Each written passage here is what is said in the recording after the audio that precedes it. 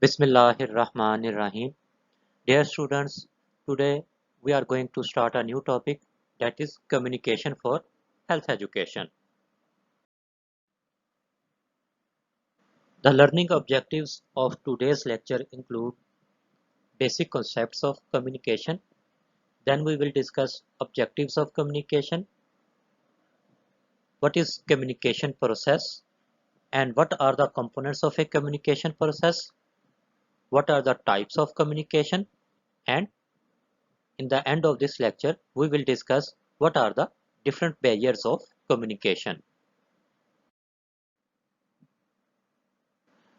Communication basically refers to countless ways that humans have of keeping in touch with one another. Communication is a two-way process of exchanging or shaping ideas, feelings, and information. Our ability to influence others depends on our communication skills, that is reading, writing, listening, speaking, and reasoning. Communication and education, they are basically interwoven. As communication strategies, they can enhance our learning. Now there are different learning objectives of communication. Learning because of communication can be at cognitive level, affective level, or psychomotor level. In case of cognition, there is increase in knowledge. Affective, it results in changing existing patterns of behavior and attitude. And the psychomotor includes acquiring new skills. Now we will discuss the communication process. Remember, communication is a complex process and it forms the basis of human interaction. Communication process, it got following main components. These are five in number: sender, also known as source; receiver or audience; message or content; channel or medium; and feedback, also known as effect. Now we will discuss each of these components in detail in the next few slides. The first component in the communication process is sender, also known as source. Sender is basically the originator of the message. To be an effective communicator, one must know his objectives, which should be clearly defined; audience, that is, he must know his audience interests and needs; message, then should select appropriate channel of communication; and own professional abilities and limitations. Impact of message also depends upon few other factors. These include communicator own social status or authority, knowledge, and prestige in the community. In the communication process, the second element is receiver, also known as audience. All the communications, they must have an audience. This may be a single person or a group of people. Without the audience, communication is nothing more than a noise. It is this element of audience and their frame of mind, that is their opinions, attitudes, which lends meaning to all the different types of communication. Now a receiver or an audience may be a person or a group of people. And as I told, without the audience, communication is nothing more than mere noise. Receiver or audience, there are of two types: control audience and uncontrolled audience. A control audience is the one which is held together by a common interest. In control audience, the group is homogeneous group. Uncontrolled audience, this is basically also known as free audience, in which different people, they gather together from motives of curiosity. An uncontrolled audience basically poses challenge to the ability of the educator. Remember, the more homogeneous the audience is, the greater are the chances of an effective communication. Now we will discuss the message or content. Message is basically the information which the communicator transmits to the audience to receive, understand, accept, and act upon. Message may be in the form of words, signs, or pictures. Health communication may fail if the message is not adequate. A good message must have the following characteristics. A good message must be in line with the objectives. It should be meaningful. It should be based on felt needs, clear and understandable, specific and accurate, timely and adequate. It should be fitting the audience. It should be interesting and culturally and socially appropriate. Transmitting the right message to the right people and at the right time is a crucial factor in the successful communication. Now we will discuss the channel of communication, also known as the medium of communication. It is the media of communication between the sender and the receiver. Communication effort is basically based on three media systems, which are number one, interpersonal communication, number two, mass media, number three, traditional or folk media. Now we will discuss each of these media in detail. First of all, we will discuss interpersonal communication. The most common channel of communication is the interpersonal or face-to-face communication. Since it is personal and it is direct between the two persons, so it is more persuasive and effective than any other type of communication. Interpersonal communication is particularly important in influencing the decision of undecided persons. The superiority of interpersonal communication over mass media for creation of motivational effects, it has been very well documented.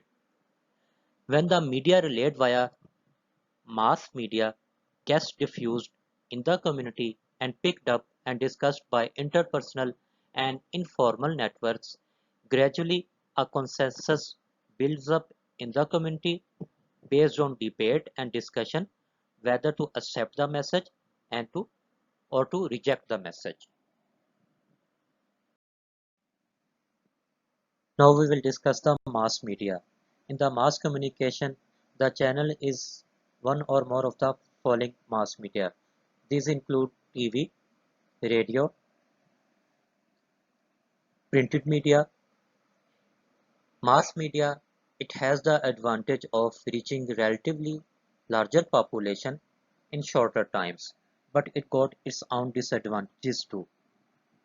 Being one-way channel of communication, mass media carries messages only from the center to the periphery. Plus, in case of mass media, the feedback mechanisms, they are poorly defined or organized. Now we will discuss the folk media. Every community, they got their own traditional media like folk dances, singing, dramas, etc. The folk media, they are close to the cultural values of the community. Health messages may be communicated through these traditional media. Now, each of these channels which we have discussed, that is interpersonal communication, mass media, traditional or folk media, they got their own advantages and limitations. Proper selection and use of channels result in successful communication. For example, knowledge of surgery cannot be properly transmitted by verbal transmission only. The last component in a communication process is known as feedback or effect. Feedback is basically the flow of information from the audience back to the sender. It is basically the reaction of the audience to the message.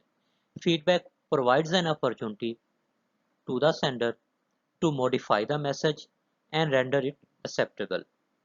In interpersonal communication, feedback is immediate, while in mass communication, feedback is delayed. Feedback is generally obtained through opinions, polls, attitude surveys, interviews, etc. Dear students, the picture on this slide is showing you the components of a communication process. All of you should be able to draw and label the components of a communication process and remember the characteristics of each component of the communication process.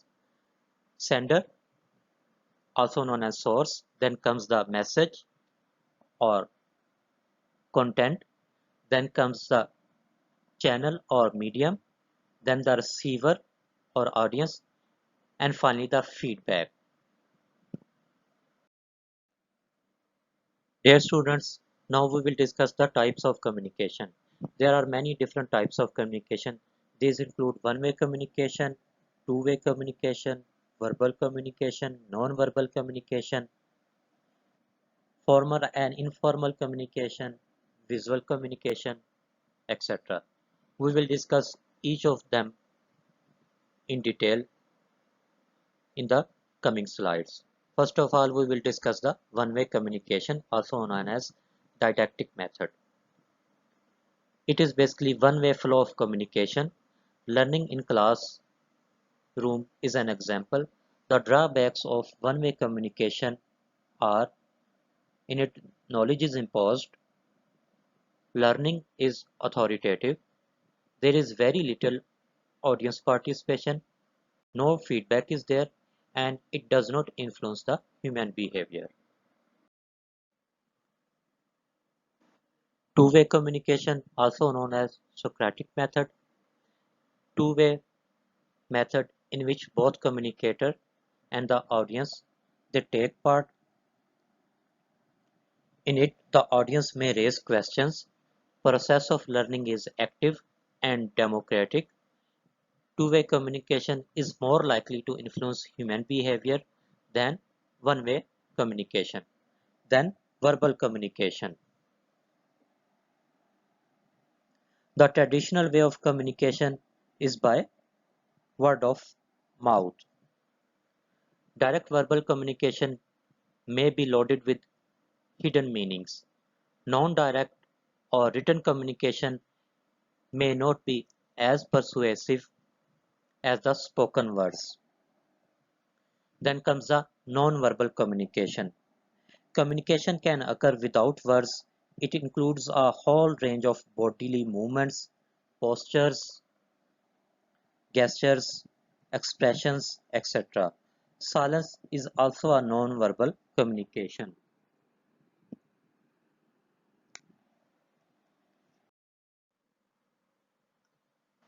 Now we will discuss formal and informal communication.